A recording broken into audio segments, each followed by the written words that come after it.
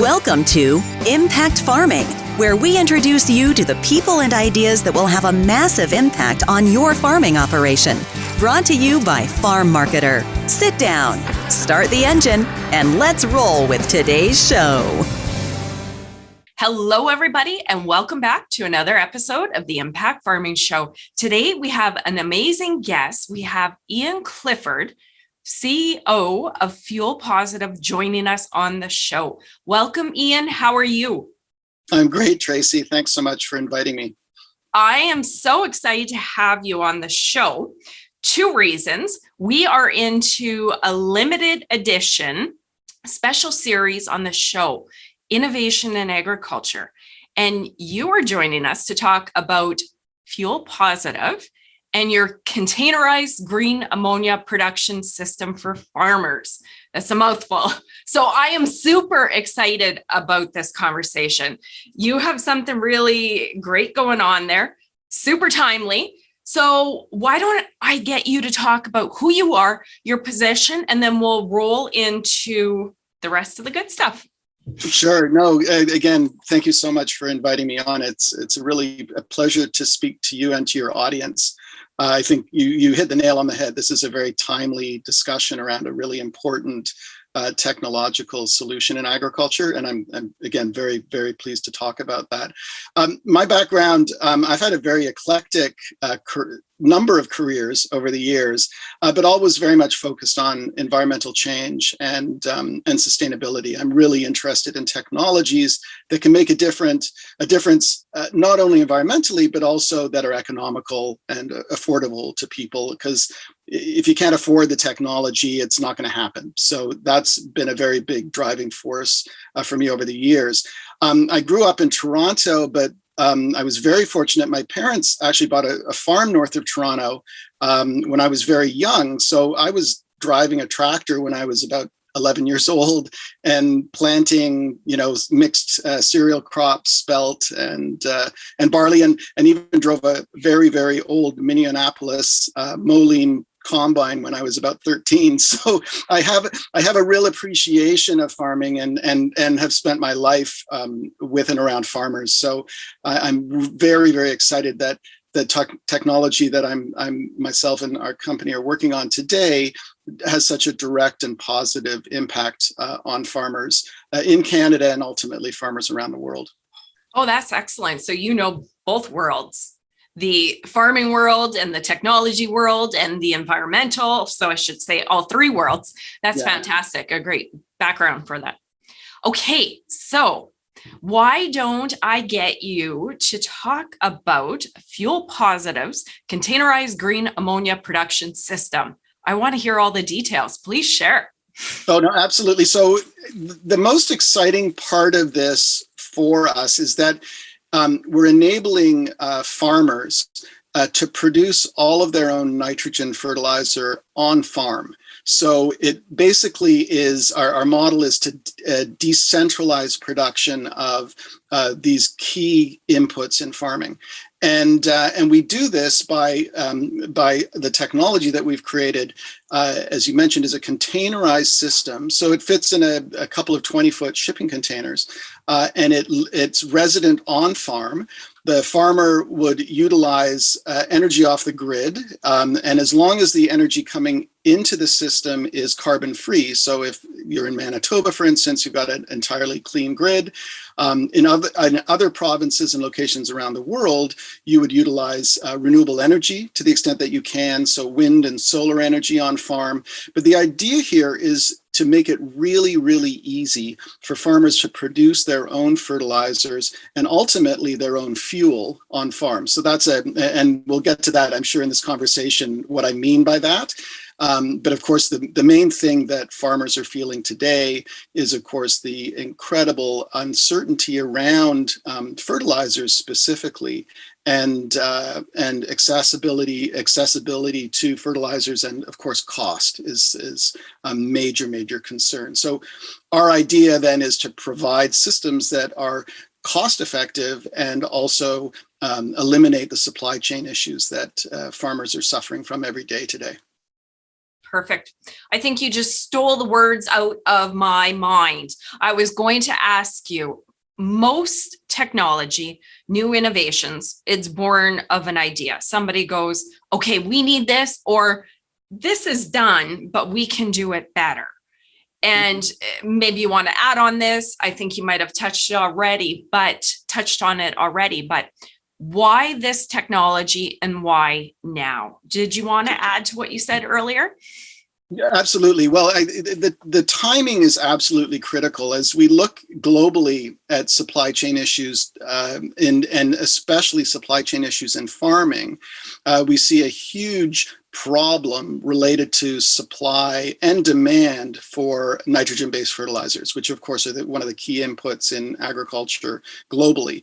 So we thought about this about 2 years ago. We were introduced to a technology being developed at Ontario Technology University, just outside of Toronto, which was looking at the production of anhydrous ammonia in a small modular way. So the idea being that you could produce ammonia, which today is produced in huge refinery type facilities around the world, and then transported all around the world, of course, to its end use. And we thought there's got to be a better way of doing this. There's the idea that not only is there a huge environmental footprint with traditional ammonia production, but then there's the whole transportation supply chain, which also adds dramatically to the cost and emissions of what should be an emissions-free material. So we looked at that technology very seriously. About a year ago, we purchased the intellectual property. We just filed a major non-provisional patent for the technology at the beginning of June of this year. And now we're in the process of building our first systems, which will make their way to farms in Canada over the late summer, fall of this year. So it's all happening in a very, very timely way. And we realize that the old way of doing things has to change. Like it's not sustainable. And we're proving that out now, and we'll prove that out over the next number of years. You hit the nail on the head. So when I was learning a little bit more about the product, I picked out two. I know there's more benefits, but I picked out two key: greener solution and solving the supply chain issue. You kind of touched on that. I'm not sure if you want to dive into that a little bit more, or we can roll into the next question I have on my mind for you. Well, I can touch on it quickly. It's a little known fact that the production of ammonia around the world is one of the highest carbon emitting processes on the planet. So it's essential, obviously, for food security, and it's made a massive difference over the last century, but it's also contributed dramatically to very negative climate change. And again, not a well-known fact. So anything that you can do to mitigate that makes it a positive, a very, very positive and significant change. So producing nitrogen-based fertilizers, anhydrous ammonia, aqueous ammonia on farm means that, and utilizing sustainable electricity to do so, means that you've got no carbon footprint in the production of what you're making. And in fact, what you're making is eligible for carbon credits. So there's even value to the farmer ultimately in terms of the production of their own fertilizers on farm. So that's number one, which is extremely significant. And then supply chain, I mean, we just see the deterioration of global supply chains on a daily basis. And anything you can do, again, to mitigate that challenge, especially for farmers who are so time dependent on what you do, you can't miss that window, right? And just climate change alone has made farming that much more difficult. But when your major inputs are precarious, it just adds so much to the mental stress, the financial stress of farming. And we believe that has to change. Love it. And that's really why I'm doing this Innovation in Agriculture series. I'm looking for companies that are doing things that are different, that are better. And really, I think one word that farmers would like to have in their vocabulary is control, right? Everything is out of our control. So if we can take one thing and have peace of mind, I'm sure most farmers in the audience right now would just be happy, right? Because it's one of 100 things on the mind that at least they can control. And you're right. I mean, there's not a lot of wiggle room in farming. So I like that. The supply chain issue to me really hits home. So it's a little known fact that ammonia in various forms, but predominantly anhydrous ammonia and aqueous ammonia, make an incredible fuel. There's so much hydrogen contained in ammonia that it actually burns really, really well. And if it burns properly, it's a very, very clean fuel as well. And if it's produced without any carbon involvement, it's a carbon-free fuel. So we're talking now to a number of farmers about the idea of replacing propane and natural gas in their grain drying systems to utilize ammonia as a fossil fuel replacement. So we got a big study and a lot of work underway in that regard. So imagine you're a farmer who has two of your biggest inputs are fertilizer and fossil fuel, that there's also a potential to utilize the ammonia that you produce on farm, carbon-free, as a fossil fuel replacement as well. There's also a ton of work going on now about converting diesel and gasoline-powered engines to run on ammonia, pure ammonia. So a lot is happening there. So we see the future very much, because we've got to replace fossil fuels sooner than later, that ammonia can play a very, very significant, green ammonia can play a very significant role in that process. So again, another piece of the supply chain that potentially could be eliminated for farmers and give you even more independence as it relates to fertilizer and fossil fuel consumption. So very, very exciting in that context as well. That's interesting. And I'm sure you're going to explain this right away, because right away or right now, I'm going to ask you, why don't you walk the audience through start to end? This container system shows up on the farm. What's in it? How does it work? And let's walk the farmer, the audience, right through to the end, product application. Yeah, sure. Yeah, absolutely. And we've designed the system to be the simplest integration probably of any piece of equipment a farmer would have. And that's really, really important in terms of how the system has been designed. So there'll be a site chosen, obviously. That site will be prepared in terms of having the right supports, foundational supports for the system.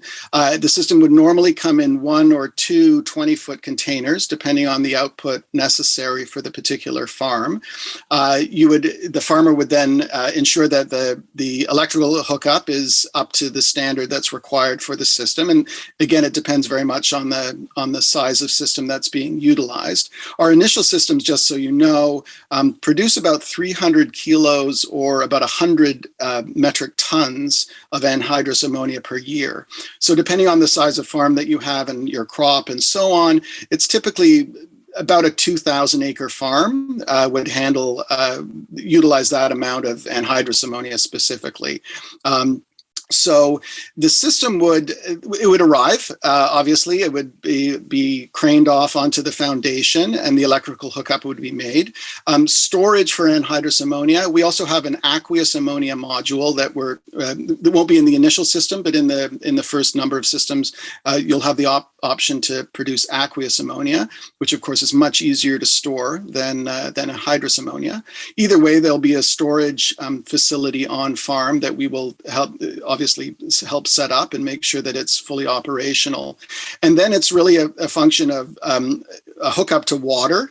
Our system utilizes for 300 kilos a day, a little more than a couple of dairy cows drink in terms of water a day. So a very manageable amount of water, which is important. And then a hookup to the grid. And again, this is a very important part to produce green ammonia. You have to have a green source of electricity. So there are provinces in Canada that are absolutely perfect. Quebec, Manitoba, British Columbia, for instance, that have green grids. In other provinces, we're helping farmers figure out exactly how much wind and solar they might need on farm specifically to run their system so that you could ultimately run your system off grid. entirely, which is the ultimate goal, so that you're completely self-sufficient in terms of these producing those inputs for your farm. So the system is, we've got over 150 points of monitoring on the system remotely. So the idea is that the system is switched on. We FuelPositive manage the operation of the system remotely, and then the output is stored on farm, be it anhydrous or aqueous ammonia. And then it's a question of for fertilizer use, obviously, transferring to nurse tanks for either anhydrous or aqueous application. In the case of grain drying, it would integrate then into your replacement of your propane or natural gas system for grain drying. So again, the idea being that we want to make this as simple as possible for farmers. The useful life of the system before refurbishment is about 25 to 30 years. So it's a permanent piece of equipment for the farmer. The catalysts that are employed in the system for the conversion of the hydrogen and nitrogen into ammonia is a replacement time of about 15 years.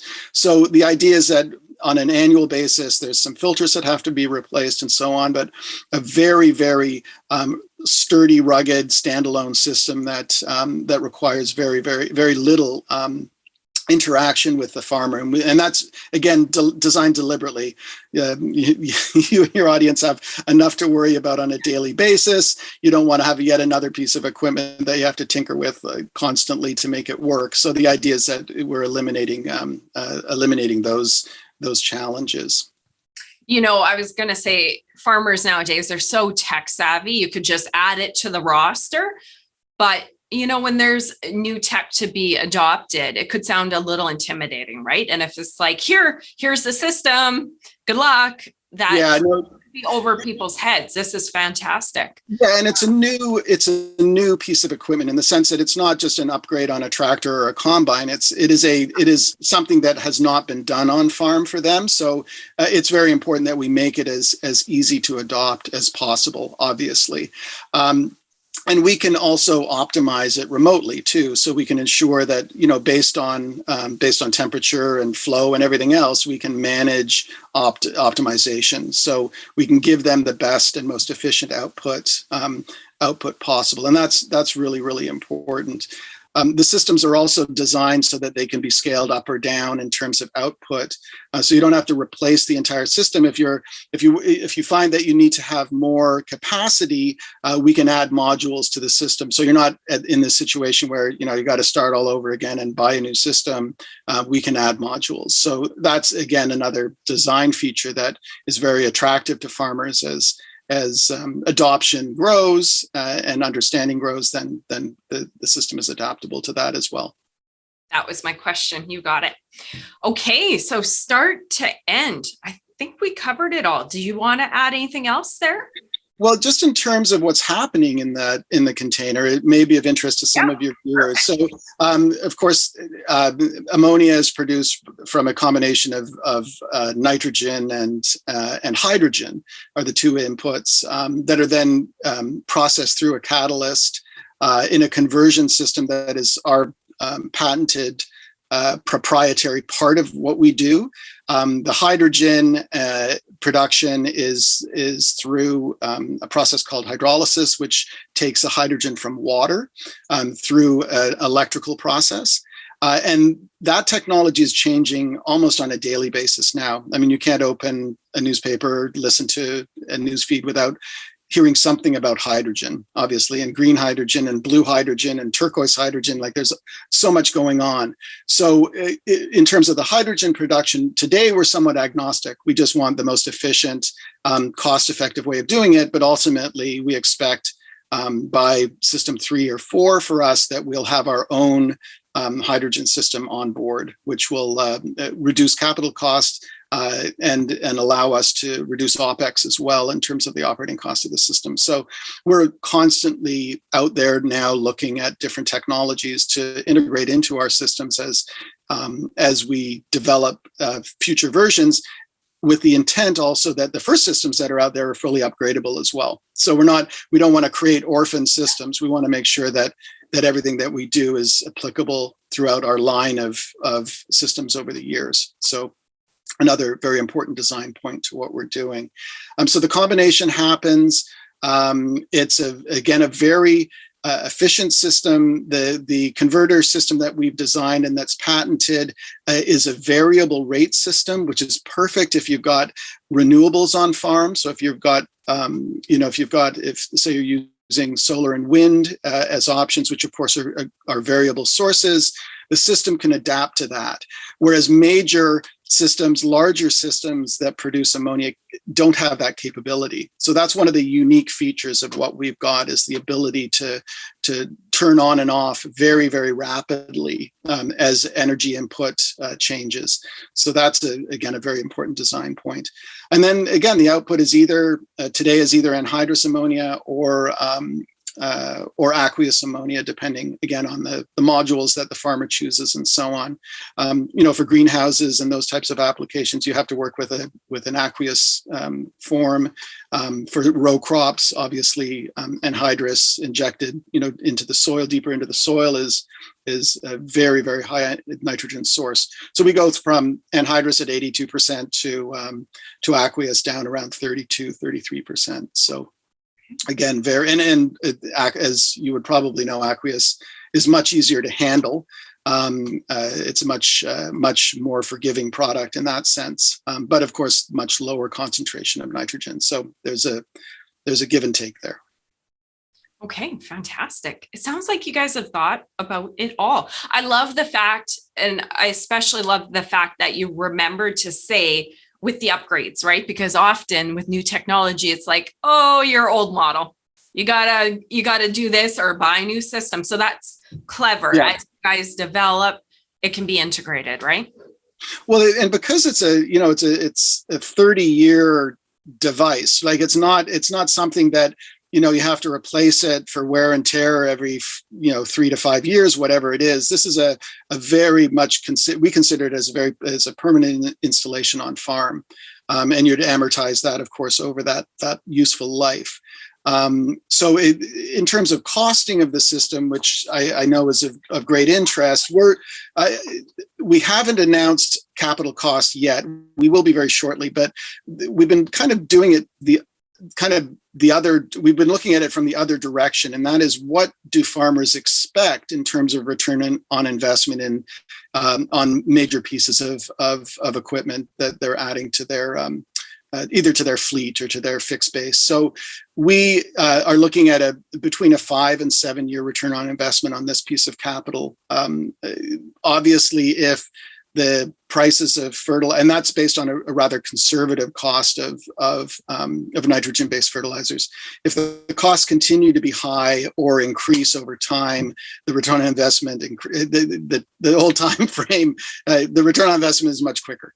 That's the easiest way to put it. But yeah, so in terms of a purchase, similar to a very modern combine or tractor. Set of tractors, something like that. So it's not out there in the stratosphere. It's something that most farmers of that scale are completely comfortable with. Well, in 5 to 7 years too. I mean, as farmers, we're long term, right? We farm for how many years? So that's not a big amount of time. Interesting. Okay, so I'm glad you mentioned that. If you have anything else to add, I want to just ask you about demos. I know you're going to be putting a demo out there, and availability and timelines. Can you share all those good details with our audience?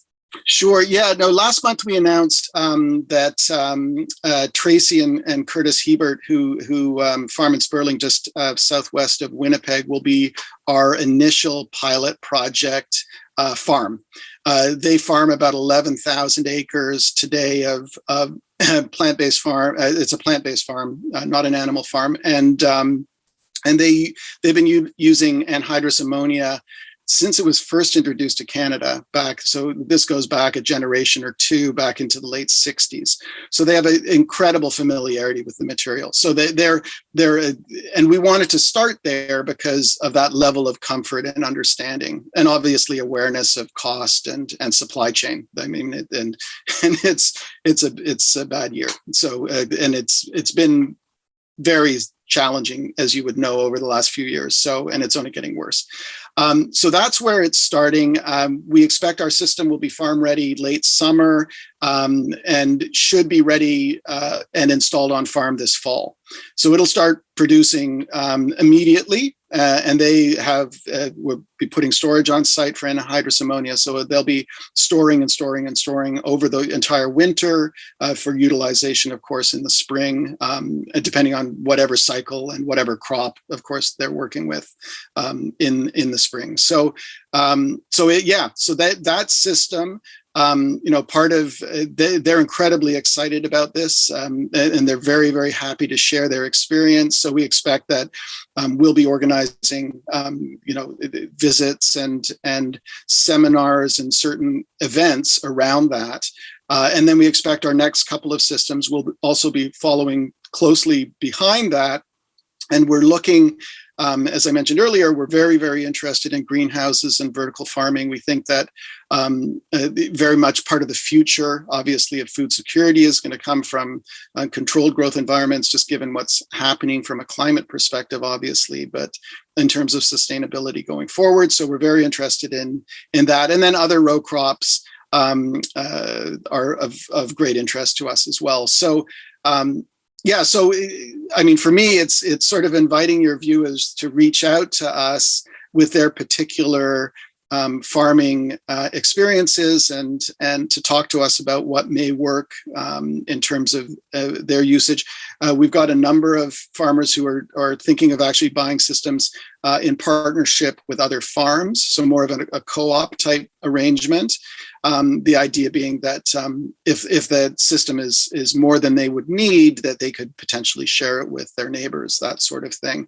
Again, for us, it's all about decentralizing, creating these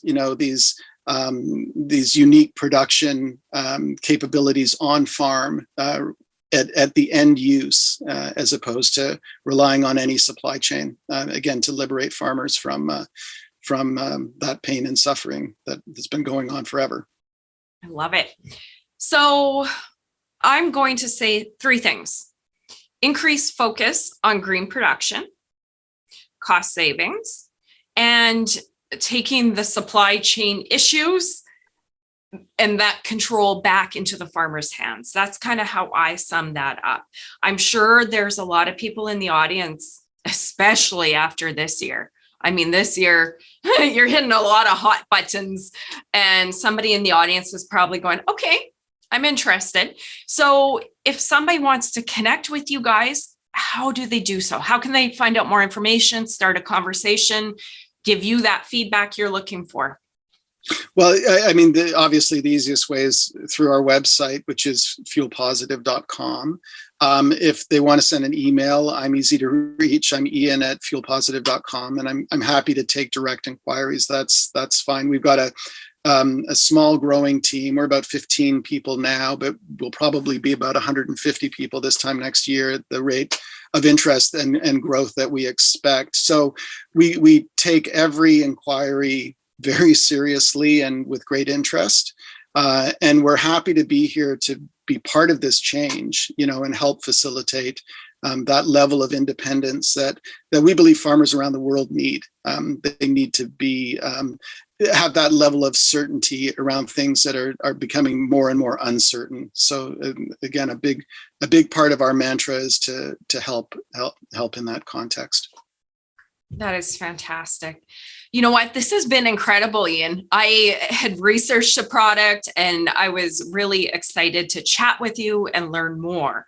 So we kind of walked through everything I think the audience needs to know.